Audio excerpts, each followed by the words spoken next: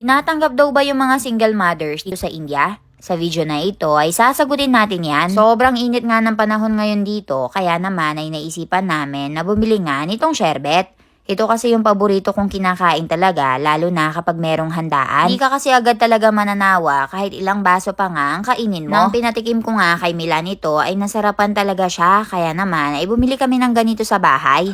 Expert ka na, no? You've been eating it for a while now. No, it smells nice also. Ang gigilya pa mo, yan yung mga Does all over the Philippines is available?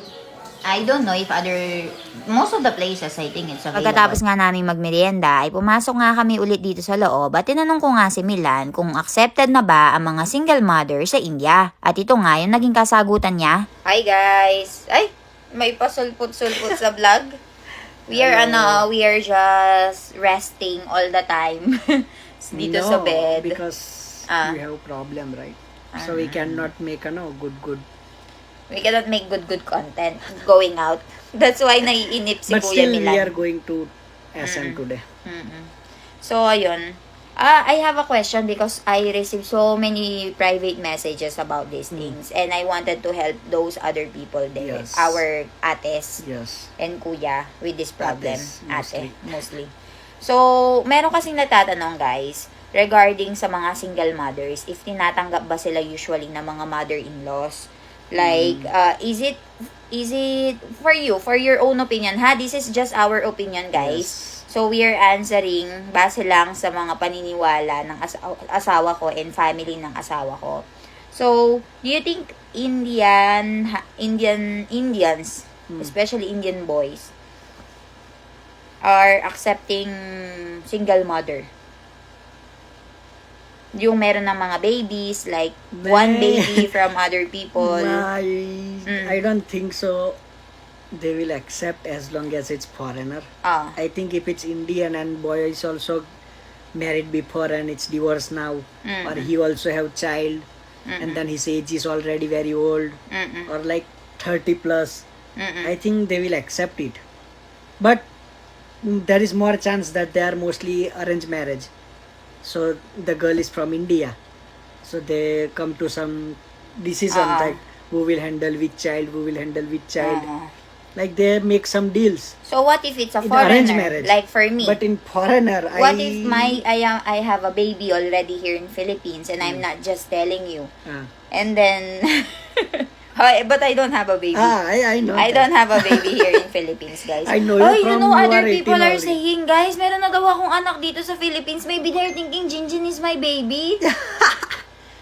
No, but seriously speaking, guys, what if it's I'm a foreigner I and don't think people you will wanted accept to it, marry personally. me and I have a baggage, I have a baby. Yeah, I don't think people will accept it. Especially mommy and papa is what do you think? It's hard for family to accept it.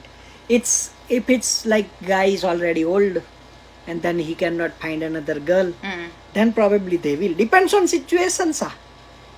Like depends on situation. You cannot get everything, so you will just compromise. Then they will, but the fresh meat will not accept it.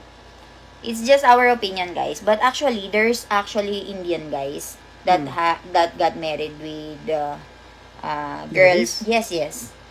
Pwede siya, guys. I We are don't not closing the possibility. I know few people na pinakasalan pa rin ng mga Indians even though they have babies here But in the mostly Philippines. will play with you.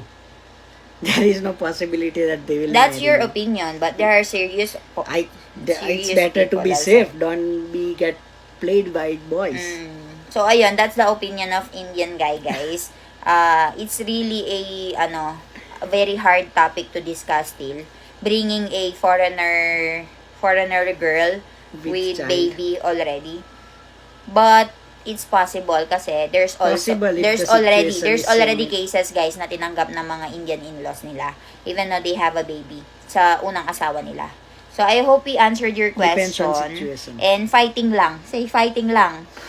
Fight daw na. Fight for daw. the love. Oo, fight for the love. Guys, naka 14,000 na ako dahil lang sa paglalaro ng game na ito. And kung gusto niyo siyang itry sa mga bahay niyo, pwede naman. Ang laro nga na ito ay tinatawag nilang Diamond Game. And napakadali nga lang maglaro nito. Napakadami mo nga mga choices dito na pwedeng pagpilian. Ikaw na nga lang bahalang mamili kung ano ba yung mga gusto mong laruin dito. Ang madalas ko nga nilalaro dito ay ang tinatawag nilang mythical animals. Pwede ka nga tumaya dito ng papiso-piso o kaya naman ay 5 piso. Pero dahil naglilibang nga lang ako, ay tigpipiso-piso lang ang ilalagay ko. Pagkatapos ay tatayahan ko sila lahat. Dahil nga nananalo na ako, ay dinagdagan ko na nga ang taya ko at ginawa ko na nga ang tigli 5 piso.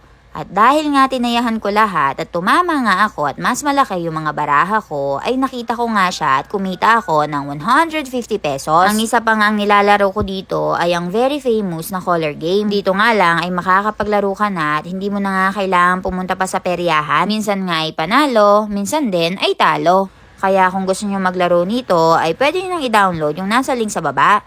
Pero tandaan nyo po, ito ay para sa mga matatanda lamang at bawal na bawal sa mga bata.